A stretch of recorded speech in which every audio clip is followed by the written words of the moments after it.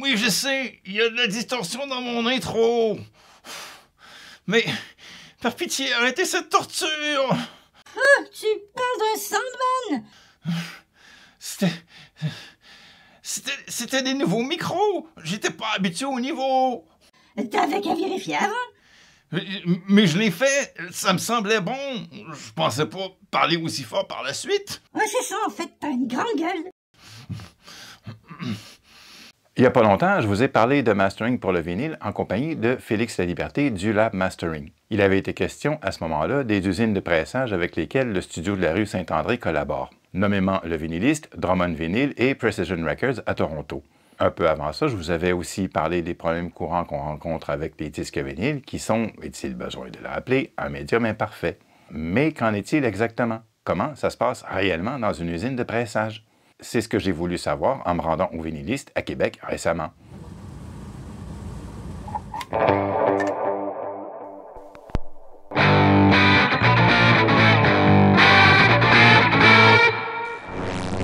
Des vidéos sur le pressage des disques, il y en a déjà plein YouTube.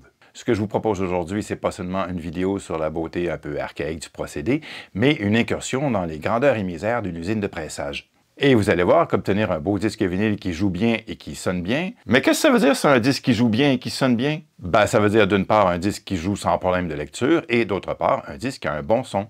Ce qui est une question de mastering, comme on l'a déjà vu. Un bon disque, donc, ben, c'est presque un miracle à chaque fois. Tout comme l'est le principe même de fonctionnement du disque gravé quand on considère que ça peut mal virer à peu près à n'importe quel moment du processus de fabrication. Ça demande une attention constante et les problèmes se succèdent sans cesse. Et n'allez pas croire que c'est propre à notre époque de revival. Les embûches ne datent pas d'hier, elles ont toujours existé. Simplement, mentionnons que les défauts du médium sont aussi une question de masse critique de production et que le temps a fait le reste en filtrant d'une certaine manière les exemplaires défectueux du passé.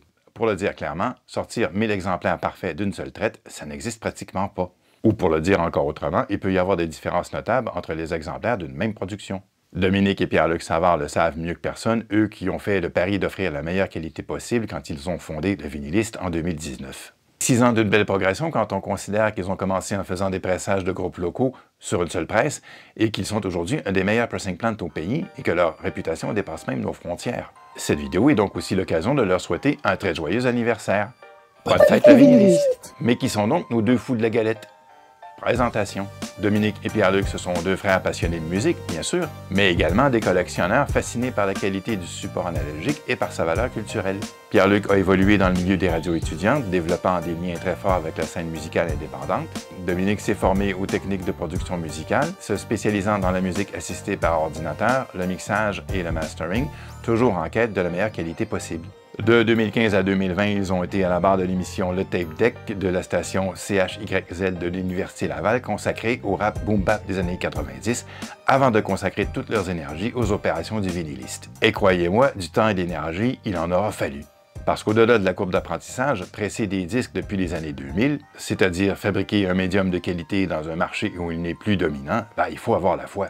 On ne peut plus compter sur des dizaines ou des centaines de milliers d'exemplaires par album pour ventiler les coûts. Chaque détail revêt une importance capitale vu le temps et les efforts à fournir, et on travaille constamment sous pression, toujours sans mauvais jeu de mots, vu que la demande excède encore et toujours la capacité de production de l'industrie, et ce, partout dans le monde. Pour la petite histoire, considérons que le prix moyen d'un vinyle en 1980 était de 8 $, soit environ 31 $ d'aujourd'hui. Donc un disque qui se vend 40 $ en 2025 n'est finalement pas si cher si on tient compte de l'inflation et du coût de revient pour un volume de production de 10 à 100 fois plus petit. Pensez à ça la prochaine fois que le prix du nouveau Taylor Swift vous restera en travers de la gorge. Et c'est un peu d'ailleurs ici que le bas blesse. J'ai dit plutôt que les défauts du médium n'étaient pas nouveaux, et c'est vrai. Les mots du vinyle sont toujours les mêmes, mais ils sont plus fréquents. Ils sont plus fréquents parce qu'aujourd'hui, pour beaucoup de monde, le disque vinyle n'est plus tant un support de musique qu'un objet de collection, de la merch quoi. Et donc, le niveau d'exigence de certains labels et de certaines usines a tout bêtement chuté. On en a déjà parlé, mais on peut facilement estimer qu'environ 50% de ce qui se produit aujourd'hui en vinyle ne respecte pas les standards minimaux de qualité. Mais fort heureusement, ce n'est pas le cas de l'équipe dont on parle ici. Avant de commencer, je voudrais remercier Dominique qui a eu la générosité de me recevoir pour parler de son travail et me faire faire un tour complet de l'usine. Et ce, 2 fois plutôt qu'une. Je vous explique. Pour l'occasion, c'est-à-dire une captation mobile dans un milieu bruyant, il fallait que je m'équipe autrement. Je me suis donc procuré un stabilisateur et 2 micro-cravates sans fil, que j'avais pas eu le temps de bien apprivoiser avant le tournage. En résultat, ma focale était trop longue, si bien que mon sujet sortait souvent d'un cadre que je pouvais pas monitorer étant en dialogue avec Dominique. L'exposition automatique partait dans tous les sens, et en plus, mon micro était mal réglé, si bien qu'on m'entendait assez mal dans plusieurs portions de la vidéo. Bref, c'était presque inutilisable, mais j'ai quand même réussi à sauver quelques plans dans le montage final. Si je mentionne ça, c'est pas seulement pour expliquer la différence dans certains plans, c'est aussi pour souligner la générosité de Dominique qui a accepté de me recevoir à nouveau 3 semaines plus tard et qui a bien rigolé quand je lui ai raconté, tout penaud, mes déboires techniques. Bon fin. Alors voilà, cette introduction est déjà bien assez longue, je vous laisse avec la suite et on se retrouve à la fin.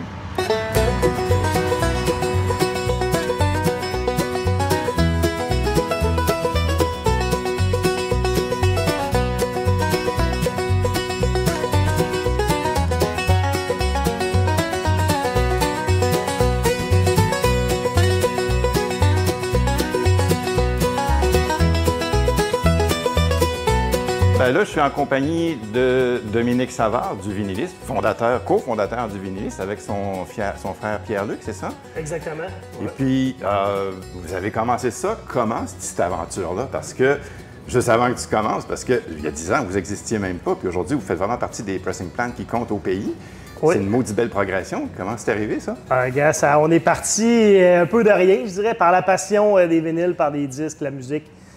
Mon frère, on avait une émission de radio, on organisait des spectacles, on était dans la production musicale, on regardait un peu, on voulait se lancer dans le projet, puis on était des tripeux de vinyle, on avait des collections, tout ça. Puis on a vu qu'il y avait une compagnie à Toronto qui faisait des machines de vinyle, tout ça. Fait qu'en 2017, on s'est lancé là-dedans. On a commencé à faire notre business plan, tout ça. Puis finalement, on a ouvert en août 2019. Fait que ça fait 6 ans aujourd'hui qu'on presse des disques. On a commencé avec une seule presse automatique. Maintenant, on a 2 presses automatiques, une presse manuelle. Au début, on faisait principalement les artistes locaux, indépendants. On arrive dans une période aussi qui était très bonne pour nous. Il y avait peu d'offres, il y avait peu de pressing plants qui faisaient des vinyles. En effet. Fait que ça nous a permis d'aller chercher la confiance de clients importants. On a travaillé très fort avec des clients autant de jazz que des labels de Montréal, de Québec, Toronto. Puis on a travaillé aussi avec 2XHD, là, qui est un label de René Laflamme et André Perry. Oui. On a travaillé très fort avec eux. On a fait le premier pressing aussi pour le Nagra 70e anniversaire. 70e anniversaire. Ça avait été un gros hit là-dessus. Oui. On a tout développé nos méthodes au fil du temps. Puis aujourd'hui, nous, c'est sûr que ce qui nous différencie énormément, c'est la qualité de nos pressings. Donc, on fait vraiment attention à ce qu'on fait. Puis même lorsqu'on presse en couleur, on a développé différentes techniques justement pour minimiser le son de la couleur parce qu'il y a une pigmentation dans la Oui, ça va être une question intéressante parce qu'il y a un gros débat sur la pigmentation, le niveau de silence par rapport aux disques noirs normaux. C'est ça. Fait que depuis 2019, on est là-dedans. Fait qu'on est moi, mon frère. Après ça, on a 5 employés, fait qu'on est, on est 7, puis il y a aussi de l'aide aussi bénévole là, de la famille, de mes parents, tout ça, qui sont là depuis le jour 1. Qui vous ont épaulé depuis le début. Exactement, c'est génial. Fait que, ça, c'est notre aventure aujourd'hui, là, ça fait 6 ans qu'on Puis là, vous faites, j'ai compris, vous faites maintenant aussi des picture discs? Oui, exactement, on fait des picture discs. On a fait le picture disc de mon oncle Serge dernièrement. On est en train de faire les Gowan. Strange Animal pour son 40e, je pense, anniversaire. Oui. Fait que c'est au moins 40, c'est ça. ça. Oh, exactement. Fait qu'on a développé ça cette année. Il n'y a pas personne qui voulait nous donner les trucs, les recettes pour faire ça. Oui, les secrets du métier. On a réussi à développer le secret de la caramel, comme on dit. Puis le son, c'est impressionnant comment, on sait qu'un picture disc, ça peut être plus bruyant, mais c'est impressionnant comment on est capable d'aller chercher... Parce que c'est pas un vinyle comme un disque traditionnel. Exactement. C'est une couche de plastique qu'on met par-dessus un papier qui est un center label, puis ensuite on a la POC traditionnelle qu'on vient presser. Puis ça, c'est quand même un défi là, de trouver les bonnes températures, les bonnes pressions, etc. Mais au final, les premières fois qu'on a fait les picture discs, on a dit « Wow! » Ça sonne Ça vraiment marche, bien. cette affaire-là? Oh, oui, ça marche.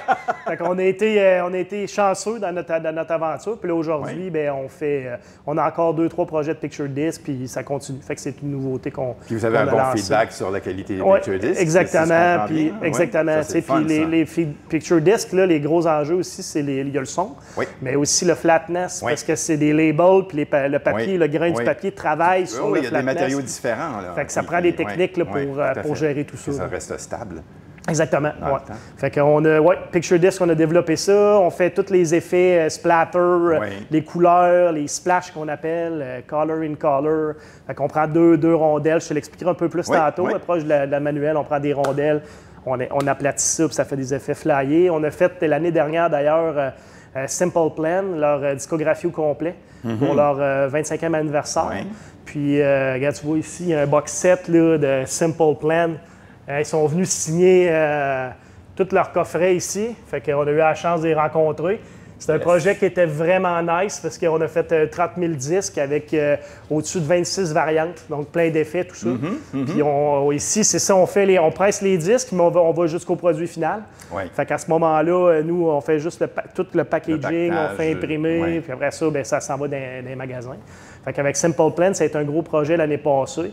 On venait de déménager parce Oui. qu'ultimement, on était un petit peu plus loin à Québec sur le boulevard Amel. C'est ça, oui. Puis on avait une presse, puis là, on avait besoin de plus de capacité. On a eu la chance... Donc, les deux autres presses se sont rajoutées quand vous avez déménagé à cette occasion-là? Il y en a une qui s'est rajoutée. Puis là, on a déménagé parce qu'on a besoin de capacité de d'espace. vapeur, plus Ouais. d'espace puis de capacité vapeur. Oui, oui, bien sûr. Fait qu'on a tout upgradé notre système de vapeur. Puis entre-temps, ben, on a une troisième presse, dans le fond, une deuxième presse automatique. Donc, notre troisième presse s'est ajoutée. C'est un de nos partenaires clients de Los Angeles. Oui. Donc, Resonance Record, pour qui on travaille ensemble là, pour faire tous les disques. Fait qu'on a, dans le fond, ils ont investi puis, pour une nouvelle presse pour nous autres. Fait que, dans le fond, on est capable de fournir leur... Parce que eux, c'est toujours pour les Record Store Day puis les Black Friday. Oui. C'est des quantités très importantes de Oui, oui. disques qu'on doit faire dans un On court the laps spot. de Oui, délai. oui, très rapidement. Fait qu'avec 3 presses comme ça de front, on est capable de livrer... on a fait... la dernière fois, c'était en 2 semaines et demie, 27 000 disques. OK. Fait que Quand même. c'est du stock. Quand même, Ouais, c'est ouais, du volume, là, parce c'est que ça. normalement, vous ne faites pas des aussi gros volumes que des Non. grosses presses internationales. Non, exactement. Tu sais, puis le défi Puis vous tenez à ce là-dedans- côté plus, je vais dire, artisanal, je ne sais pas si je Oui, peux oui, dire ça. exactement. Oui. On tient, nous autres, à rester Oui. petits, là, plus Oui. petits, parce que c'est plus facile de contrôler, mais Oui, oui, aussi, oui. tu as un meilleur contact avec Oui. les clients. Oui. On est plus Oui. impliqué dans le domaine de la musique. Oui. C'est pour ça qu'on tripe aussi là, dans ce qu'on fait. Fait qu'on garde ça petit, puis on s'assure de faire les meilleurs procédés de qualité possible, parce que nous autres, au bout de la ligne, on est fiers de ce qu'on fait ici. Ben oui. Puis faire presser des vinyles, ça peut paraître des fois facile, mais il y a des défis à chaque projet. Il n'y a, pas un détail qui est insignifiant. Là. Exactement. Ouais. Du 33 tours, Ouais. du 45 Ouais. tours, 25 minutes. On est en train de faire actuellement un 34 minutes Wow. par côté. C'est fou, raide. Oula. Ça, C'est des défis au niveau de la gravure, Autant au de niveau la des gravure, lacquer oui. master, Oui, parce que bien là, sûr. de un, il faut qu'ils réduisent énormément le volume. Oui. Mais après ça, au niveau du pressage, c'est encore un plus grand défi, parce que Oui. quand on fait les test press, Oui. bien là, il ne faut pas qu'il y ait de pics de dynamique Non. qui viennent faire de la distorsion, Non. etc. Non. Puis Non. quand on presse après ça, s'il faut en faire 1000, puis si ça va mal à chaque disque, c'est compliqué, puis on n'est pas capable d'automatiser les machines. Effectivement. Ben, c'est plus compliqué. Fait que quand on fait des projets de même avec beaucoup d'espace, ça demande aussi plus d'énergie. Puis ça va aussi maganer davantage nos stampers. Oui. Parce que les stampers, normalement, avec des moules 180 grammes, on va rouler 750 disques. Oui. Puis avec des 140 grammes, on va faire environ 1000 disques par set de D'accord. stamper.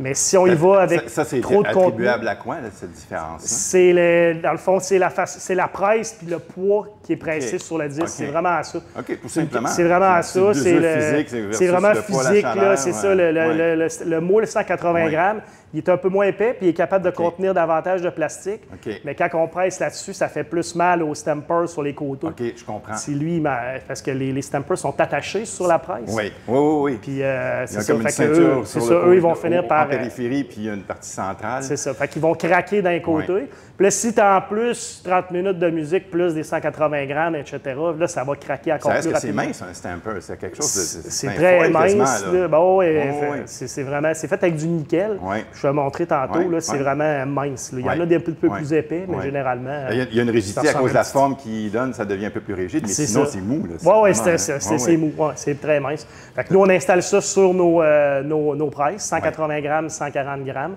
Puis ensuite, ben, on va lancer les productions. Au début, ben, on a déjà fait des test press, fait qu'on est capable de se référer à des paramètres qu'on a déjà identifiés pour cette musique-là. Parce que, comme je disais tantôt, souvent, c'est propre à la musique, au Oui. style, au Oui. genre musical, Oui. après ça aussi au volume, à la dynamique. À la dynamique, Fait oui. que c'est tout ça qu'il faut être capable de gérer, pas trop de chaud, pas trop de froid. Mais si on met pas assez de chaud, on va l'entendre dans les débuts de disque, on appelle ça du non-fill. Oui. C'est comme des spots gris, là, fait que Oui. le gros, les sillons sont pas remplis complètement. Ouais. Fait que quand on entend ça, ça va faire gros crépitement. Ouais. Si on veut pas Ouais. ça, Non. fait qu'on met beaucoup de chaleur pour ça, mais Ouais. la chaleur va amener les disques à warper. Va amener Les temps de refroidissement qui sont les d'autant temps plus de longs refroidissement, il faut que tu augmentes. Ouais. Quand tu augmentes Ouais. tes temps de refroidissement, ça peut créer des problèmes de stitching. Ouais. Quand la presse rouvre, ça peut déchirer. Parce qu'on Fait que- parle vraiment de changements de température brutaux là, à chaque fois. Là, Oui, exactement. La vapeur, elle va rentrer autour de 350 Fahrenheit dans les moules. Ouais. Puis ensuite de ça, bien là, on va attendre un petit peu, puis on va envoyer de l'eau froide autour de 60 degrés. Fait que ça fait un gros contraste de température pour faire solidifier le Puis, disque. puis les métaux, j'imagine qu'ils réagissent aussi. Oui, exactement. Les métaux Donc, les réagissent. stampers deviennent plus lousses avec le temps? C'est une déduction, ça? Avec les en fait, changements de quand on commence à température? presser, les stampers, la courbe, Oui. n'est pas encore moulée parfaitement. Fait OK. on va l'installer, puis là, on va commencer à presser, puis à un moment donné, peut-être après 50 ou 110, qu'on va s'assurer que tout est OK. bien serré OK. pour être certain que ça tienne. Mais en cours de route, ça peut bouger, ces affaires-là. Fait qu'il Ben, faut- c'est ça, je faut- m'en faut allais là, monitorer. parce qu'on a les fameux, dans les problèmes classiques des disques, il y Ouais. a les warps puis il y a les excentrages. Exactement. Pour l'excentrage, c'est une question de tourner. Ouais. Tourner le stamper. Fait qu'à OK. force de presser, tout ça, des fois, ça peut faire des problèmes au centre. Oui, oui, Normalement, là, au stamper, nous autres, on fait affaire avec des sous-traitants qui sont vraiment très, très, très bons. c'est ça, parce que c'est pas vous qui faites vos stampers. là. C'est pas nous. Puis Ouais. eux, tu sais, ils sont bien percés au centre. Oui. Fait que généralement, il n'y a pas trop d'excentrage. Au Il moment peut du en avoir perçage, un je sais petit que c'est peu. absolument rigoureux. C'est C'est ce qui se ça. passe mécaniquement après qui fait que ça C'est bouge ça. un Fait peu. que là, il faut le mettre dedans. Puis des fois, ils Ouais. sont fragiles au centre. J'ai-tu compris que tu faisais faire un quart de tour au stamper quand, éventuellement s'il y Ouais, avait... c'est ça que j'ai compris? dépendant, oui, c'est ça. Comme, Si comme si un on driver voit à un de moment haut-parleur donné. qu'on fait des fois, quand il y a exact, un excentrage, c'est on ça. les pivote d'un On demi le ou un quart de pivote, tour. puis là, après ça, le milieu va travailler différemment, Ah, c'est savoir intéressant. centrer. Fait que- Tu vois, ça, je savais pas. Ouais. Fait que c'est des techniques qu'on a développées. Fait que là, nous, on monitore l'excentrage, Ouais. on monitore le flatness, Ouais. on monitore le son. Ouais. Après ça, aussi, ça peut avoir l'air banal, mais on a-tu le bon label? Sur Ah oui, oui. Sur le Ça- disque, la ça- bonne ça face, s'est vu, des etc. disques C'est des avec le choses qui mauvais label. arrivent. Ouais. Après ça, ben, s'il y a il peut y avoir du papier aussi, des labels qui viennent Ouais. dans le Ouais. pressing. Fait qu'on Ouais. monitore tout ça. Oui. Le non-fill et le stitching. Ouais. Fait qu'on monitore ça. Un là, label parce qui que- se déplace puis qui se retrouve dans la surface où il y a le sillon, ça magane-tu vraiment un stamper? Ça magane pas le stamper. Non? Généralement, il ne sera pas magané. Le On peut, répare on pour peut le ça. renettoyer. Oui, oui, OK. Mais OK. généralement, ça ne sera pas magané. D'accord. Parce que c'est quand même assez doux du papier. Oui, oui, pas- c'est vrai. Mais s'il y a du métal Ouais. Ah oui. passe, bien là, ça va maganer. Fait que ça, c'est des choses aussi qu'on monitore visuellement. Oui. S'assurer qu'il n'y a pas de graphing qui apparaissent, etc. Ouais. Parce que malheureusement, ça peut arriver de métal. Absolument. Il peut y en avoir même dans du plastique Ouais, top ouais. pur qu'on sort de l'usine. Fait que, Il reste qu'on n'est pas dans un milieu stérile, a priori. là. exactement, Ça peut c'est arriver de ça. sortes de Tu sais, choses. ça peut arriver de Ouais. partout. On a des gros aimants là, Ouais. dans nos hoppers OK. pour attirer le métal. OK. Puis après ça, bien, on nettoie les aimants. Mais c'est des choses qui peuvent arriver. Puis si on ne veut pas que ça arrive, ou même, des fois, ça peut être des vis de machine. Oui. Puis si on pressait, là, à ce moment-là, il y a des gros dommages. Tombe qui sont carrément faits. sur le moule ou sur le C'est ça. stamper. Là, ça fait Ah des oui, dommages. ruine, au, ouais. Ça ruine pas juste le stamper, ça ruine ruine le moule aussi. là. là. Fait que, Ouais. tu sais, on parle d'un set de moule, c'est environ Ouais. un 12 000 là, 12 500 Tu veux pas que ça arrive. Tu veux pas que ça arrive. Vraiment Fait que, tu sais, il y a pas. de l'entretien mécanique énormément. Il faut Ouais. que tout soit clean. Nos machines, on s'assure qu'elles soient propres, prêtes à presser. Ouais. Là, on est dans une partie qui est évidemment pas le pressing plant lui-même. Vous faites un partenariat. Oui, avec. Explique-moi ça un peu. Ouais, c'était ça. On a un partenariat avec Nitro Pinball. Nitro Pinball, le distributeur dans l'Est du Canada, c'est un de nos bons amis là, d'enfance. On est à l'université avec, tout ça. OK. Puis on a lancé un projet. Là, ils cherchaient une place pour avoir un entrepôt puis un showroom pour ces machines. Fait qu'on a créé la Nex 45. Fait que c'est un mix de musique qui est de machine à pinball et un peu de soirée festive. Il y a des lancements qui se font ici. Il y a des lancements qui peuvent se faire ici. Il y a des gens qui louent tout simplement pour venir voir aussi. On fait une visite de l'usine. Oui. Après ça, ils louent pour faire la fête, prendre un petit manger entre amis, tout ça. Écouter de la bonne musique sur le bon vieux jukebox qu'on a ici. Puis après ça, ben c'est ça, jouer au pinball, puis se retrouver un peu dans le monde un peu mythique, là, du bon vieux temps, là, vintage comme on aimait, là, jouer au pinball, puis avec des vinyles, tout ça. Je trouve ça sympathique que tu dises ça, c'est parce qu'il y a une mythologie qui reste, qui perdure autour du vinyle. Exactement, puis tu sais, les machines à pinball, souvent, c'est lié à la musique aussi, c'est des films ou de la musique. Là, ici, on a Iron Man, Foo Fighters. Fait que le monde aime bien ça. Puis nous, ça a fait c'est le fun. On travaille avec nos bons chums. Puis, fait que ça s'appelle la Nex 45. On a lancé ça dernièrement. Puis on a fait un premier, quelques groupes là, de tests là, déjà. Puis à l'automne, ça va aller encore plus. Il va y avoir plus d'activités. Vous avez des choses qui s'en viennent pour c'est ça. Puis on fait des visites aussi. C'est ça que le monde aime. Ils réservent ici, ils passent une soirée, puis à un moment donné, hop, là, on va leur montrer comment on fabrique les vinyles. Ce qu'on va faire là maintenant. Ce qu'on va faire là, exactement. Fait que je vais te donner un snippet là, de ce qu'on fait. On y va? Cool, parfait.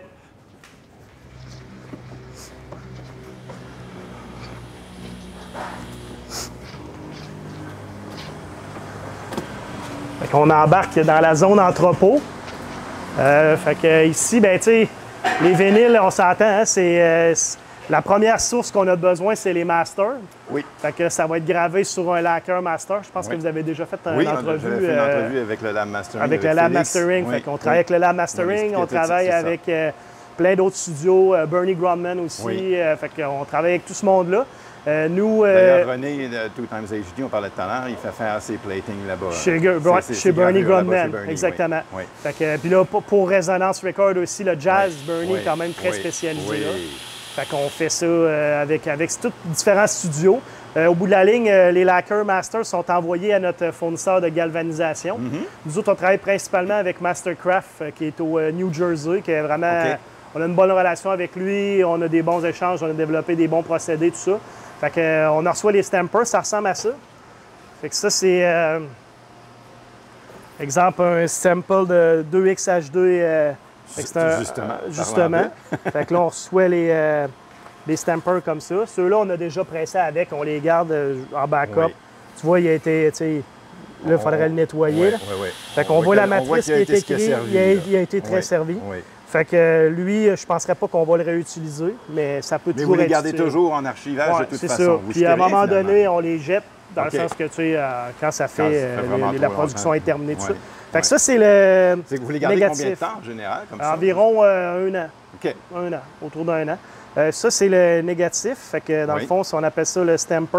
Mais sinon, il ressort de la surface, en fait. C'est pas un creux, là. C'est ça, exactement. Fait que c'est ce qu'on va installer dans nos machines. Ça, c'est le côté E. Fait que ça, c'est un album triple.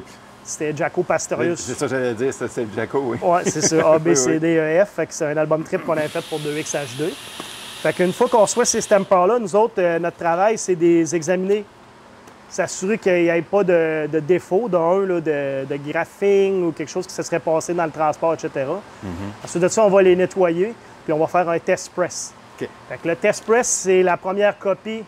Vraiment, les 5 premiers disques que les gens vont entendre de leur stamper, puis c'est là que ça passe ou ça casse. Que vous envoyez aux artistes, aux producteurs. C'est ça, aux producteurs, tout ça pour valider, pour approuver. Souvent, c'est question sonore, tu sais, valider aussi l'ordre des chansons. Y a-tu de la saturation? Y a-tu différents éléments, là, de la sibilance qui a été mal... Parce que, tu sais, on peut faire des simulations. Là, tu impliques qu'on peut revenir au mastering. On peut revenir au mastering pour retravailler le master, pour refaire des nouvelles plaques. Ça arrive. Oui, ça arrive. Ça arrive assez fréquemment, même avec avec les meilleurs. Là, même Bernie Grundman, là, dernièrement, c'est arrivé. Il y avait, à un moment donné, une montée dynamique. Ça faisait un... C'était au niveau du master. Fait que là, la dynamique a dû être traitée à nouveau. Fait que, puis ça, on est tous ensemble, c'est des books. Fait qu'on parle au studio, on parle aux gens qui créent les stampers, puis là, nous, on est autour de ça. Puis on fait la passerelle avec le client. Fait qu'on est vraiment central là-dedans là, pour s'assurer que ce qu'on va livrer aussi, au final, ça va faire l'affaire au client, mais aussi qu'on va partager notre expertise pour qu'il aille chercher encore la meilleure qualité qu'il pourrait avoir là, pour toujours meilleur la fois d'après. C'est ça, exactement. Fait que, tu sais, on travaille très fort là-dessus. Et est-ce que vous avez plusieurs stampers pour un même projet? Ça dépend des quantités. C'est ça, dépendant du nombre d'exemplaires. Généralement, on peut dire que ça va être autour de 750 copies par stamper. Parce qu'à force de presser, bien là, le métal peut briser, il peut avoir de l'usure, des fois, il peut y avoir quelque chose qui se produit dans la presse, puis il peut y avoir un accident d'opération. Fait que 750, c'est sûr qu'on est correct. Moyenne, entre 500 et 1000. Mais 1000, tu sais, des fois, on est capable de le faire aussi. Là. Ça dépend de la dureté et de la chance qu'on a aussi avec la production. Oui, tout à fait. Écoute, moi, j'ai entendu des affaires, je ne sais pas jusqu'à quel point ce sont des rumeurs, mais dans les années 80 ou dans les années 70, qui tiraient des stampers jusqu'à des 10 000 exemplaires. Oui, bien exactement. Il y a des stampers là, qu'on a fait des jobs, puis ils n'ont jamais cassé. Fait que, tu sais, on a arrêté peut-être à 1000 ou 1100 exemplaires, puis on les a encore ici, puis ils sont encore bons. Des fois, on dirait qu'il y en a qui sont comme faits plus solides, puis je sais pas si ça dépend des sillons, ou souvent, ça dépend un peu la composition, mais ça dépend aussi beaucoup du sillon, puis comment il est gravé. S'il est gravé vraiment sur le côté, sur le bord, bien là, ça va avoir tendance à plus se briser aux extrémités, fait qu'on ne pourra pas l'utiliser. Mais quand on laisse un peu plus d'espace que la norme, là, on est capable de presser plus longtemps parce que ça va être moins fragile sur les rebords là, du stamper. Parce que ça, c'est ça qui tient le disque. Ça, c'est un truc qui s'entend d'ailleurs, parce que la plupart du temps, les disques, au début, sont toujours un petit peu plus bruyants. C'est ça. On appelle ça un peu le phénomène de non-fill. Dans le fond, la POC, elle est au centre. Fait que là, la presse, elle vient presser, puis avec la chaleur, là, le plastique s'en va vers les extrémités. Ces extrémités-là, le plastique vient nécessairement plus froid. Fait que là, nous, ça, c'est quelque chose de très important pour nous. C'est ça. Fait que nous, on est vraiment un peu des puristes de ce côté-là. Fait qu'on veut sonner au maximum. Fait que ce qu'on fait à ce moment-là, c'est qu'on joue avec nos chaleurs. On va mettre plus de chaleur, mais là, quand on met plus de chaleur, plus de froid, on se complexifie la vie, mais pour nous, c'est important. C'est important d'avoir le meilleur produit du début à la fin, puis d'aller chercher la meilleure qualité sonore possible. Là, tu parles de test pressing. On va aller voir ça. Salle à côté pour ça. C'est ça, on va aller voir ma petite salle de test press. Fait que ici, ça, c'est nos stampers en cours, puis on a toutes les matrices, toutes les test press qu'on a faites. Fait que si je m'en vais, mettons, ici, je vais prendre n'importe quel, là. Mettons. OL001 Vinyl Pressing Plant, lui, on l'a fait le 10 mai 2024. Fait qu'eux, on les garde toutes, nécessairement, parce que si jamais il y aurait un repress, on va savoir à quoi se baser pour le repress. Absolument. Fait vous avez une référence. Ces gars-là, lui, c'est un blank label. Des fois, on met des labels avec de vinylis. Fait que ça, c'est le des fois, premier vous écrivez test. à la main aussi. Oui, exactement. Puis, dans le fond, là, ça nous permet de venir faire le premier test. On envoie 5 copies. Nous autres, on se garde 2 copies. Puis après ça, bien, quand on part la production, on sort nos copies de test press. On démarre les presses, puis là, on vient ici sur notre petite table tournante technique SL1200. La bonne vieille SL1200. Elle est faite tough, elle est faite rough. Écoute, c'est parfait. C'est là-dessus qu'on écoute nos test press. C'est la tank par excellence. Exactement. Puis dans le fond, on écoute tout ça là-dessus, on compare. On vient aussi faire de l'écoute quand on presse. On vient ici. Mais aussi, on a une autre petite table là-bas aussi, plus proche des presses pour que ça soit rapide, puis qu'on regarde le flatness. Carrément à côté des presses. Oui, c'est ça. On regarde ça en temps réel à côté des presses. C'est ça. On veut que les disques qui sortent des presses soient vraiment le meilleur possible pour qu'après ça, quand on emballe, on fait un dernier fil de qualité à l'emballage, mais normalement, il ne faut presque plus de rejet à ce moment-là. Pas se poser. C'est ça, pas se poser. Fait que, on a nos test press. Après ça aussi, pour certains clients, ils nous demandent de faire des analyses de tests. Fait qu'on a différents barèmes là, qu'on s'est construits pour... parce que, tu sais, il y a les fameux pop, les fameux clics, les fameux tics, les fameux swoosh, les fameux... Fait qu'on a différents barèmes. Qualité du vinyle. C'est ça, exactement. Puis, tu sais, le vinyle, ce ne sera jamais parfait. On le sait. Là, ça, il faut le savoir. Tout le monde s'entend là-dessus. C'est pas un médium qui est parfait. Il y a des nouvelles générations qui arrivent dans le monde du vinyle et qui sont surpris de découvrir les imperfections inhérentes au médium. Exactement. Mais c'est sûr qu'il faut apprendre à vivre avec. Puis, tu sais, des fois, on a tendance à porter juste attention à ça. Mais nous, ce qu'on fait, c'est... il y a tellement d'autres choses à regarder, l'audio, puis la qualité, le disque, ce qui est bon, puis c'est ça qu'on regarde. Après ça, c'est sûr qu'il y a... Excuse-moi, mais quand le mastering est bien fait, moi, j'ai souvent l'habitude de comparer ça à un feu de foyer dans une... Oui. Tu sais, quand le bruit de fond devient gênant, c'est parce que le mastering n'est peut-être pas à la hauteur aussi, ou le tourne-disque, ou le restant du setup, parce que quand c'est vraiment bien fait, même des petits clics, des petits pops, c'est pas plus gênant qu'un feu de foyer dans un salon quand tu écoutes de la musique. Puis tu l'entendras à la limite même pas. Parce que à la limite même pas. Tu l'oublies. Si tu la musique prend le dessus. Puis là, nous autres, on a le vraiment, là, à force d'en écouter, on devient un peu piqué là-dessus. Fait que moi, j'écoute des vinyles chez nous, puis je me dis, hey, il y a un pop, mais tu sais, j'essaie de passer à côté de ça. Ça reste que c'est distrayant tout le temps. C'est distrayant, mais c'est ça fait partie de la game. Fait qu'on enregistre aussi toutes nos test press. On fait une analyse de qualité à la base. Là. Fait que ce qu'on envoie déjà chez le client, généralement, c'est quelque chose qu'on sait qu'il n'y a pas de défaut au niveau de pressage. Après ça, ben là, ça peut être au niveau audio, le master, des fois l'ordonnancement des chansons. Il y a déjà eu même un projet que c'était une chanson d'un autre band qui se retrouvait sur le master qui nous avait été fourni. Fait que, tu sais, des fois, c'est des choses qu'on... Mais ça, c'est pas vous qui l'avez fait, mais vous en rendez compte quand même à un moment donné. Oui, exactement. Fait qu'on en repart... J'ai déjà vu aussi des disques où il y avait carrément sur les deux faces, pas le même band, pas le même enregistrement. C'est complètement différent. J'ai un disque de Daniel Lanois comme ça, c'est un band de heavy metal qui est sur la face B.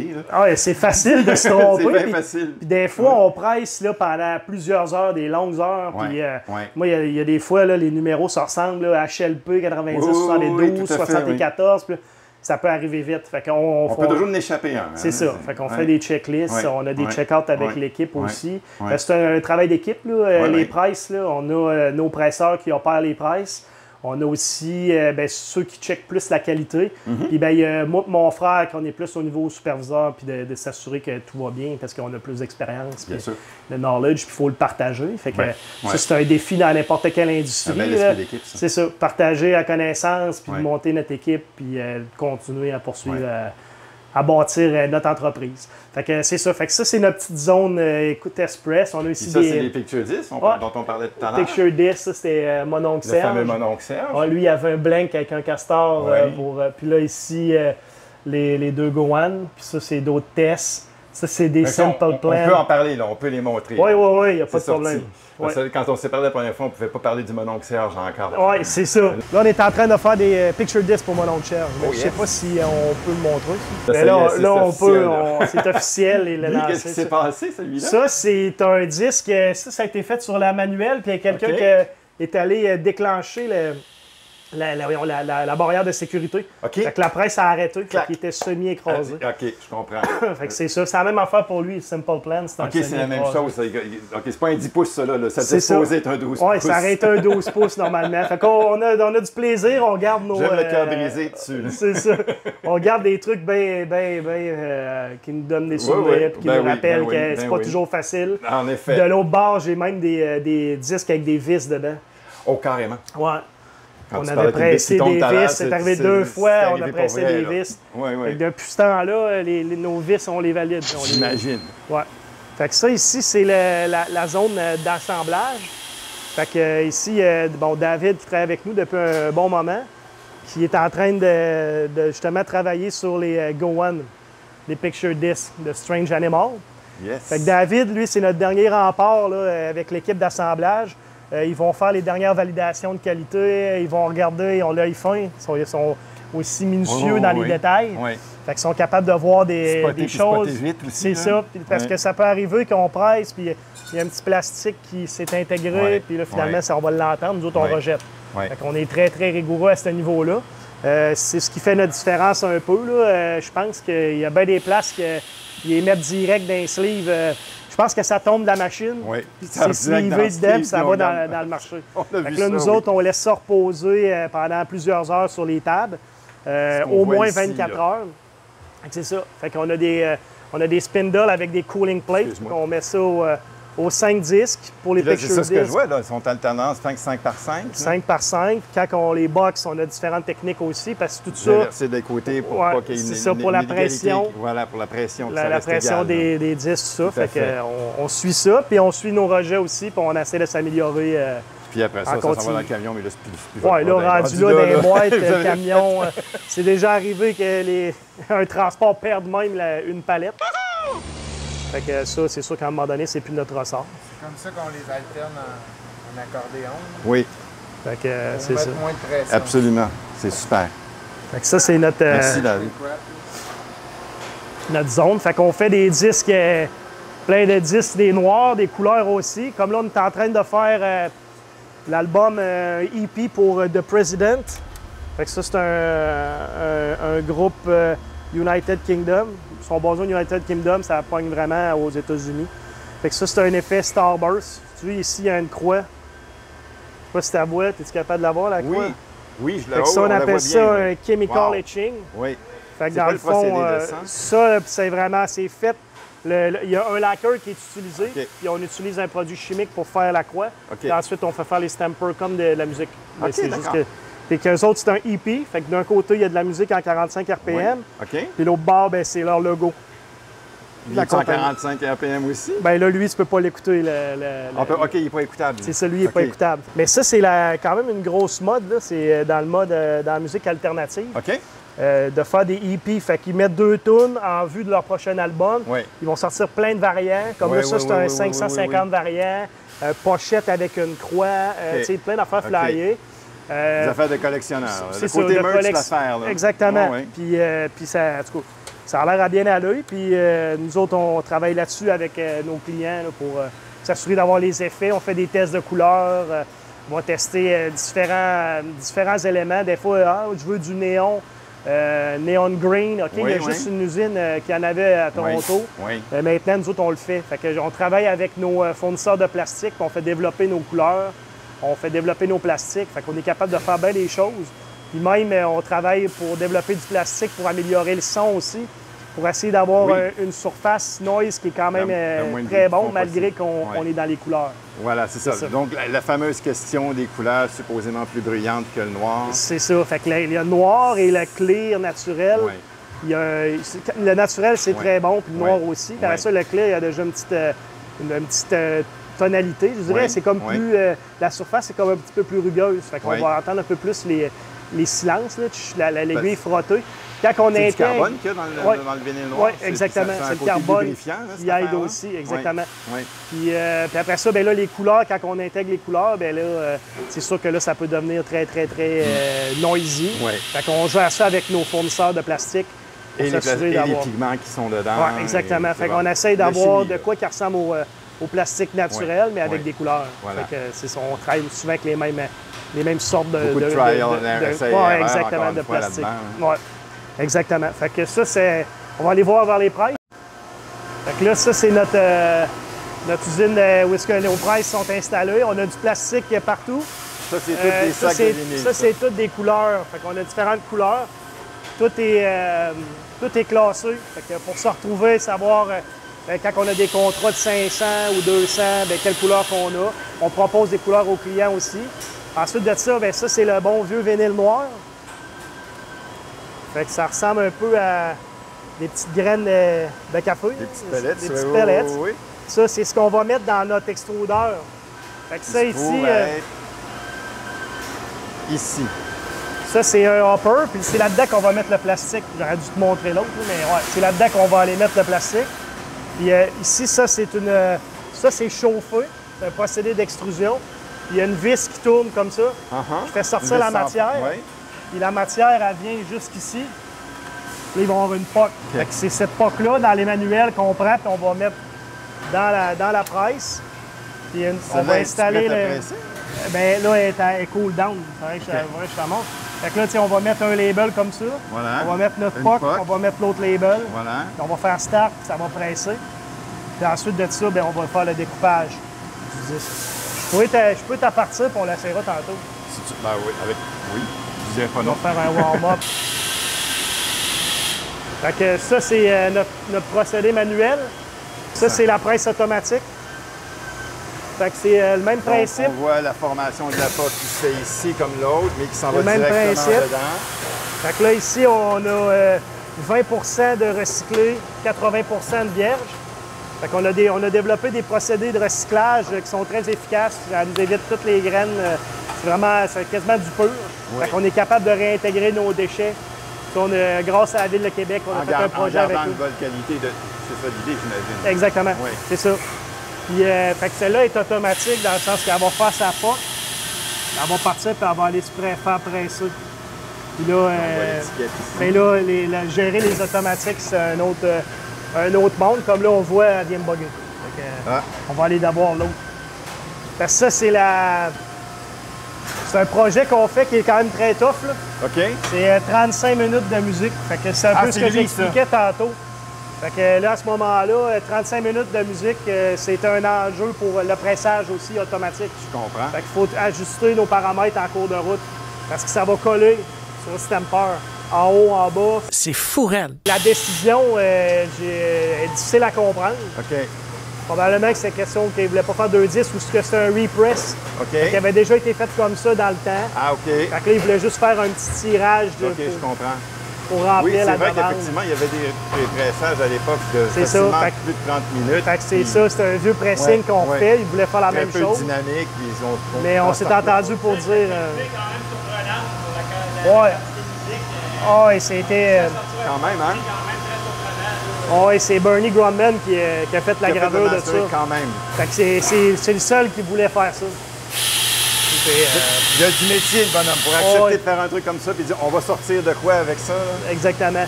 Fait que là, ici, Louis est en train de faire les Starbursts. Fait que ça, c'est l'effet que je te montrais tantôt là, pour President, l'album. Fait que c'est du rose puis du noir.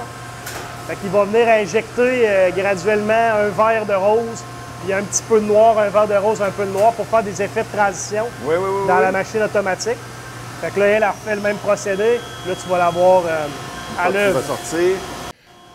Bon, là, je passe un peu vite parce qu'en fait, on voit vraiment pas bien ce qui se passe dans les presses automatiques à cause des cages de protection. Fait que ça fait des effets comme ça, de transition.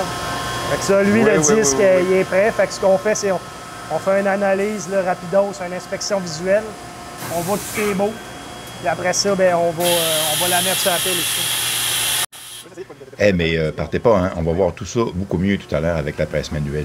Profitez plutôt de cette pause pour vous abonner, liker, activer la petite cloche, surtout que je publie pas de façon très régulière. Et puis aussi, ben, partager et commenter. Les algorithmes adorent ça. Ah, ben là, fait que là, il y a Stabber qu'on appelle. Fait qu'à ce moment-là, ben là, le disque, il va être problématique, ça va être un rejet. C'est quoi qu'il a fait, lui? Fait que là, il ne marchera pas. OK. La presse va arrêter. Fait qu'on reprendra après. Mais ça, c'est que dans le fond, c'est l'automatisme. Ouais. Fait que là, lui, il est allé prendre son disque, mais quand la presse, elle a rouvert, le disque a bougé un peu. Ah, fait que là, quand il est allé pour le trimer, il n'a pas rentré dans le trou. Okay, ça va être un rejet. Fait qu'à ce moment-là, ben là, faut reprendre ça. Pour commencer.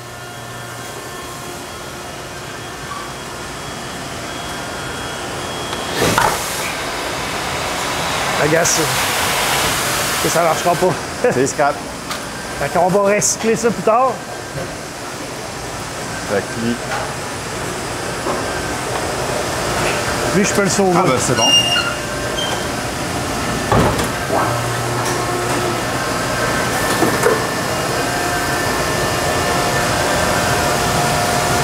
Fait que ça, c'est la vraie vie d'une presse automatique. Ça peut arriver. Des effets comme ça, en plus, c'est difficile de contrôler la quantité de plastique, le flow, etc. Fait que c'est toujours un petit côté aléatoire, c'est de la matière qui est malléable, exactement. Puis elle peut se comporter différemment d'une fois à l'autre. Des fois, il y en a plus, il y en a moins. Là, on fait des transitions, fait que des fois, il y a de l'air en plus dans l'extrudeur. Ah oui, hein? Fait que la POC est plus petite, est plus grosse. Okay. Fait que c'est ça qu'il faut gérer. Oui. Fait que c'est ça que Louis il fait. Puis là, on est en train de terminer la job. On a débuté ce matin. Okay. On doit être autour de 450. On fait une job de 550 pour compléter ça. Puis ça ici, c'est votre réservoir d'eau? Oui, ça c'est notre réservoir d'eau. Puis tout là, ça c'est le système. Puis là, ça s'en va jusqu'au boiler qui est là-bas. Oui, c'est ça, le boiler est de l'autre bord, c'est ça. Puis là, ici, ben, les moules, eux autres, ben, la vapeur, elle rentre dans les moules. Oui. Puis l'eau froide, elle rentre dans les moules. Oui. Puis après ça, ben, l'eau, elle retourne se faire refroidir. OK. Parce que là, elle est ultra chaude quand elle sort. C'est fermé, cette affaire-là. C'est ça, circuit fermé, elle retourne. OK. Ça fait refroidir, elle revient dans la tank. OK. Ça part comme ça. Fait que chaque presse a sa pompe. OK. Ils ont chacun 3 pompes, puis c'est ça. Fait que ça, c'est pour vraiment... Donc ça, c'est le petit système de refroidissement. Puis à l'extérieur, ben là, on a des chillers, on a un fluid cooler, on a plein de machines. Carrément. Fait que faut refroidir ça. Puis on a le boiler là-bas qui lui nous rend le gros service de chauffer ça. Ben oui.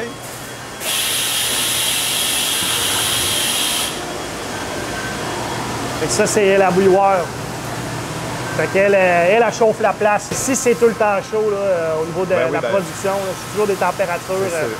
Le matin, il fait 28, 29. On voit qu'on est tous un petit peu en sueur. On a de la chaleur, c'est ça. Fait que c'est ça. Puis sinon, ben, on a nos granulateurs. Et eux, Granulateurs. Ouais, c'est qu'eux, dans le fond, ils vont venir recycler le... OK. Quand tu remets disque. tes rejets, là-dedans, c'est ça. Mais là, lui, je ne le mettrai pas avec du papier, Non. on s'entend. Vous découpez la partie On centrale. découpe comme la vous partie recyclez. centrale, puis après ça, ben, on envoie ça dans... Ça leur gagne, ça refait des palettes. C'est ça. Comme Fait ça qu'on envoie ici, de là. même. Là, approche pas trop là, parce que ça peut t'envoyer là. Fait que là, ça vient granulé. Fait que OK. ça revient après ça dans notre contenant, puis après ça, ben, on peut la réinsérer en production. Non, j'allais dire, je vais te reposer la maudite question niaiseuse des fameuses huiles de pressage Ouais. qui est... Tu sais, ça préoccupe un tout petit pourcentage d'audiophiles dans l'industrie, mais c'est un mythe qui perdure depuis au moins 40 ans, comme quoi il y aurait un genre d'huile qui suinterait des disques après coup. On a déjà parlé de ça. Ouais. Faut démystifier. Moi, j'y ai jamais vraiment cru. Toi, ton explication technique de ça, Ben moi, en fait, les seules possibilités c'est que je peux boire de l'huile, c'est quand on chauffe trop le plastique. ouais, Puis là, après ça, il y a une dissociation il y a une qui se fait au dissociation moment du pressage. entre le matériel, puis ça crée une certaine Voilà. huile, puis tu vas Ouais. l'avoir sur le disque. Ouais. Mais sinon, je vois pas d'autres existences Une fois possibles. que c'est bon, que c'est prêt, que c'est sorti, c'est stable. là. C'est ça, c'est stable. C'est Ouais. du plastique écrasé, Ouais. PVC rigide. Voilà, c'est ça. On n'utilise pas d'huile, pas dans Non, non, il n'y a pas de genre de panne pour le vinyle. C'est ça ça, n'existe pas, c'est ces ça. affaires-là. Comme tu vois, c'est quand ça colle, ça colle. C'est Il ça. faut trouver une façon de le gérer fait. avec les paramètres. là. Voilà, Ouais. c'est là que ça se passe. C'est ça. Et sinon, par contre, ce qu'on peut dire, c'est qu'on le mentionnait tout à l'heure, on n'est pas dans un environnement qui est stérile, il y a des changements de température brutaux. Oui, Il peut y avoir des résidus, des choses qui peuvent arriver. c'est sûr. Il peut y avoir des résidus. Puis c'est un peu ça qu'on fait, nous, avec notre inspection de qualité, là, Oui. nos procédés. Bien, inspection visuelle, audio, lumière, tout ça, c'est des éléments qui nous permettent de contrôler ces éléments-là au maximum. Mais c'est sûr que c'est pas un environnement totalement hermétique. Moi, j'ai jamais vu ça pour une usine de pressage. C'est ça, c'est pas, fait que c'est normal. Tu sais, Ouais. puis ça fait la poussière, c'est du Ouais. plastique, tout ça. Fait que on s'assure d'être propre dans nos façons de travailler. C'est le côté un petit peu archaïque de l'industrie. Puis là, comme Ouais. on mentionnait, ça date, c'est plus que Oh, oui, centenaire c'est comme ça. procédé, C'est ça qui est quand même intéressant. Ouais. Même, Ça fait partie de la mythologie de l'affaire. c'est on ça. dit. Puis là, on Ouais. fait encore des disques en 2025 Ouais. comme que c'était à Ça, l'époque. là. Fait que juste ça, c'est extraordinaire. c'est ça. Oui. Faut être un peu fou des fois pour faire ça, mais regarde, on a une chance, on est deux. Ouais. La folie est toujours mieux à deux. Ah ouais, c'est ça, exactement. Et je vais te montrer ça.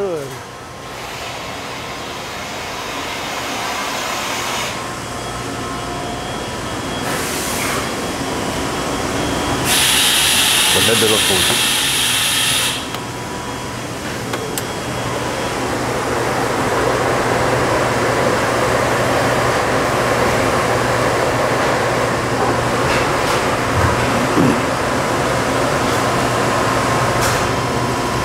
Ouais, pas encore, pas attendre, pas warm-up encore. On va attendre. Elle est vraiment bien poignée, man. Ah, elle va sortir, check. Lave-la. Ah oui, c'est ça. Parce que elle était coincée dans le trou, là. Ouais, c'est ça. Ouais. Elle avait resté là. Ouais. Fait que Elle a quelqu'un sa qui a tétine de fini, moulage. a fini son vendredi un peu plus vite. Un peu vite. C'est Une ça. fois que tu vendredi. Exactement. Fait qu'elle allait rester là. Ça, c'est un peu rough sur les granulateurs. là. OK, oui. Il les C'est- prend, c'est- là, c'est- mais elle est grosse, on là. risque de briser nos, ouais. nos choses. Fait que Vous pouvez on pas fait attention à ça. les réduire, les casser un peu avant? Ça, Comment? tu peux pas les casser un peu On avant? a des couteaux. Ah oui, carrément. Oh yes. On a des petits couteaux de pizza. Oui, oui. On vient couper ça de même, puis on passe ça. Là, elle est en train de warm-up. Dans 30 secondes, elle va être ready. C'est ça. Tu sais, on a la table Ce que tu là-bas disais tout à l'heure, là. pour faire Ouais. une meilleure écoute plus approfondie. Mais en cours de pressage, les opérateurs, ils n'ont pas le temps nécessairement d'aller tout le temps là. Fait que c'est un travail d'équipe. Il y a du monde qui vient checker, faire une écoute approfondie. Ça marche. Là, ils valident ça, flatness, ils donnent une cote. Puis ils vont de même aux 20 disques. Puis c'est comme ça qu'on l'avance. On fait cuire aussi nos labels. Fait que ça, c'est un four. Ça, c'est la sécheuse à label. C'est ça. Fait qu'on met nos labels là-dedans. On fait cuire ça. Puis quand c'est prêt, ben on peut les utiliser. Parce que sinon, il peut rester de l'humidité dedans, puis ça va réagir. Ça va réagir. Au pressage, ça va coller. Ouais. Les labels vont déchirer. On veut pas ça. C'est sûr. On veut ça propre. On veut que le disque soit bien fait. Absolument.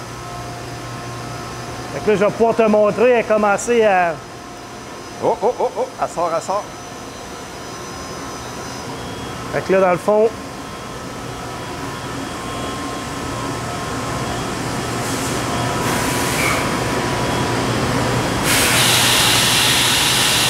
Le son. Pierre-Luc, la pompe est-tu ouverte? Et toi? Je réchauffe mes moules au début. OK, ben oui. Parce que sinon, ça va être trop froid. Donc, quand tu dis que tu réchauffes tes moules au début, y a-t-il toujours une température minimale où vous la tenez avant le chauffage au moment de la presse? Normalement, c'est après, mettons, 5-6 cycles que les moules ils vont être assez chauds. OK. Fait que là, ce qu'on fait artificiellement, c'est qu'on envoie de la vapeur pour les rendre très chauds en partant. Fait que là, c'est comme si j'avais pressé une dizaine de disques. Parce que le premier disque n'est jamais le meilleur. Souvent, il va y avoir du long fil. C'est ça. Fait que c'est comme la crêpe, exactement. Fait que là, on démarre ça. Fait qu'on va, première étape, on fait une petite purge ici pour faire une petite extrusion, voir es-tu lisse, etc. Fait que ça a l'air bien lisse. Il se présente bien. Ça a l'air bien beau. Fait que là, on va faire une POC qu'on appelle un POC request. Là, il pousse le boudin là-dedans puis il s'enroule, c'est ça? Il s'enroule dans le petit moule, le pré-moule qu'on appelle. Fais passe-moi un POC que tu fais passe-moi un POC. Fais passe-moi un POC que je vais raconter des buts. Fait que là, on a une super belle POC. Juste un peu malléable. Bien, c'est mou, là. C'est comme ça qu'on fait. Vraiment. Fait que là, je vais mettre, mettons, mon label en bas. C'est chaud, c'est chaud. Ça, c'est à quelle température là, en ce moment, cette affaire-là? La POC, ça? Oui. La POC est autour de 275. OK. Puis là, ce qui va arriver, c'est...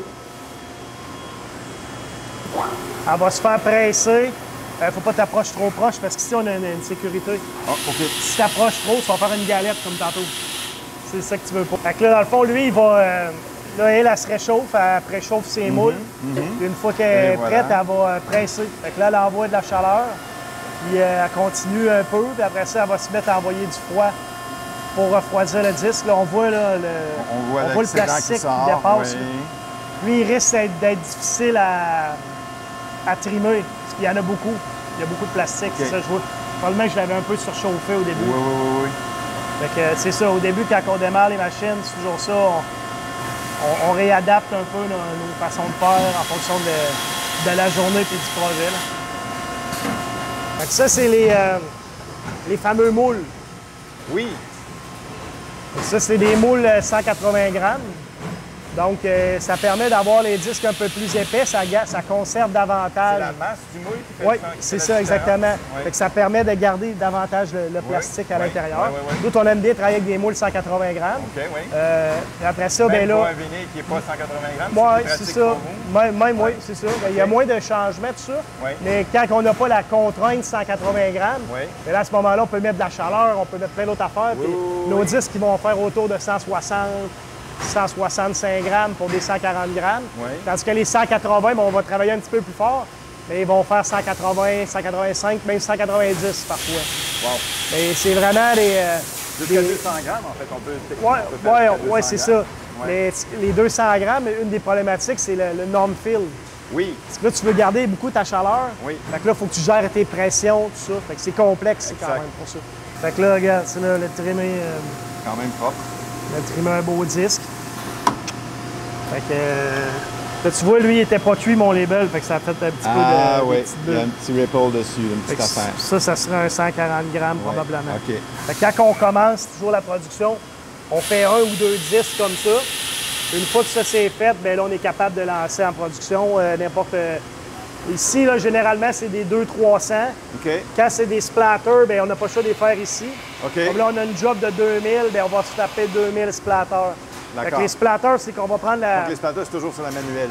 Oui, c'est ça. Parce que tu prends ta POC comme ça, tu vas chauffer des petits pellets. Dessus. Là, tu viens taper ça dessus, puis là, tu ramènes ça là-dedans pour faire ton effet. Il y a des effets de couper les POC, etc. Fait que ça, c'est très artistique. Oui. Souvent, c'est des tirages limités. Oui. Puis on fait les plus grosses jobs sur les autres. Mais on est quand même capable de faire des effets, comme tu voyais tantôt, notre effet Starburst, qu'on appelle, sur l'auto, avec en livrant les affaires. Oui. Fait qu'on est capable de faire différents effets aussi sur les automatiques. Ouais. Fait que ça fait pas mal le tour. Ça fait... Moi, les effets, ça me dépasse toujours un peu. Je suis pas un gars à effets. C'est comme... Non, c'est ça. Une cherche noire tout le temps. Bon, exact. Mais c'est une autre histoire, tu sais. Oh, exactement. Le côté merch d'affaires. Merch d'affaires, puis aussi, c'est beau. Tout ça, c'est beau, les pièces de collection limitées. Je trouve ça beau. Puis c'est possible de les faire bien sonner, pareil. Oui. Ben, c'est ce que faire quelque chose. C'est ça. Fait qu'on prend le temps. Des fois, c'est plus long, là. Oui. Mais on veut que ça sonne bien. C'est puis plus on cher va aussi. Oui, exactement. C'est plus cher aussi. Puis il y a plus de manipulation. Plus de manipulation. Puis, tu sais, c'est pour ça qu'on a aussi nos équipements de recyclage, tout ça. Ça nous permet de... Si on fait des rejets, parce qu'on fait beaucoup de qualité, on ne pollue pas non plus à l'environnement de façon ridicule. Mais des trims de splatter, de trucs mélangés, ça, vous ne pouvez pas vraiment les recycler. Oui, on les récupère, puis on peut faire d'autres effets. On va proposer des trucs aux clients. Des fois, ça va être des couleurs, mettons, c'était blanc, bleu. On peut faire des marbles. Il y a des eco-mix qu'on appelle. Fait qu'on garde nos couleurs ensemble, puis on est capable de refaire différents effets intéressants. Au moins, on peut les récupérer. Pour une musique plus trash. Exact. On essaye de moins trasher possible. C'est bon. Tout en gardant l'aspect qualité. Les stampers sont bien installés ici. Les gars, on appelle ça un bushing. Fait que, à la base, le stamper, il y a un trou au centre. Oui. Fait qu'on vient mettre le bushing, on solidifie ça. Puis après ça, on met un anneau ici. Il y a une espèce de baïonnette. C'est ça, qui est un encercle. Oui. On vient encercler comme ça pour vraiment sécuriser notre stamper. Oui. Parce que si c'est pas sécurisé, bien ça peut lever, le plastique peut rentrer dans le moule, ça peut faire plein de problèmes. Fait que, parce que la partie centrale qu'on voit autour de l'axe, ça bouge, ça se soulève, puis c'est ça qui tient la partie au centre. C'est ça, exactement. C'est moi, la partie ici, c'est la pile, c'est ça qu'on appelle. Fait qu'elle, on va mettre le label dedans, tout ça, puis lui, il n'y en a pas en haut. Ça pourrait être, c'est elle qui monte. Voilà, c'est ça. Super. Fait que là, au cool down de la machine, aujourd'hui, celle-là, elle ne roule pas. OK. Demain, on va finir nos picture discs. Oui. Puis, parce que là, c'est la période des vacances, il y a moins de monde. Oui, c'est ça. Fait que ça, c'est les plastiques. Voilà. Nos plastiques, ça, c'est les papiers. Puis ça, c'est comme la POC. Ça fait un sandwich. Fait que explique-moi ça un petit peu encore, là. Parce que j'ai jamais On va mettre un plastique comme ça. Ça, c'est là-dessus qui est le sillon, qui est le... Il va être gravé là-dessus. Finalement? OK. Il va être pressé là-dessus. C'est pressé là-dessus. Fait qu'on met l'affaire de plastique, on va mettre le label, on met une POC. Puis il y a une POC au milieu. Tu remets le label, tu remets l'affaire de plastique. Puis on va presser ça après ça. Okay. Avec des paramètres différents. Quand tu dis un plastique, est-ce qu'on sait c'est quoi la composition de ça? C'est du PVC aussi, tout simplement. OK. Oui, si tu veux que ça sonne bien, ça prend du PVC. OK, d'accord. Ouais. Puis, fait que ça... Puis il est pressé. Puis il est chauffé, lui? Lui, oui. OK. Oh, oui, il est chauffé comme une POC de vinyle. OK. Juste que nos paramètres sont différents. OK, les paramètres sont pas pareils. Fait que c'est pas pareil. Puis là, le flatness, etc. Les différents matériaux assemblés en sandwich, c'est plus délicat. Exact, c'est ça. C'est plus complexe, c'est beaucoup plus de manipulation aussi. C'est extrêmement long comme procédé. Absolument. Puis on veut pas faire n'importe quoi. Fait qu'on prend le temps de le faire comme il faut. Puis c'est sûr que là, quand tu manques ton coup avec un picture disc, ben, tu ne peux pas recycler. Non. Fait que c'est important d'avoir des bonnes méthodes, des bonnes façons de travailler. Oui. Tout un job, ça. Ouais. Fait que c'est à temps plein qu'on fait ça ici au Vénélis. Tous les projets qu'on... on est capable de tout faire maintenant. On les enligne. C'est génial. C'est bon? Oui. C'est comme ça que se termine la visite des profondeurs du vinyliste. J'espère que vous avez trouvé ça instructif. En tout cas, moi, oui. En particulier, j'ai appris quelque chose sur le couplage des moules et des stampers qui explique mieux que ce que j'ai déjà dit les cas des disques excentrés. Avant de vous quitter, je voudrais encore une fois remercier Dominique, Pierre-Luc et toute l'équipe du Vinyliste pour leur accueil et leur gentillesse. Sans eux, il n'y aurait pas eu de vidéo. Et puis pour finir, je vous dis merci, à la prochaine et ciao!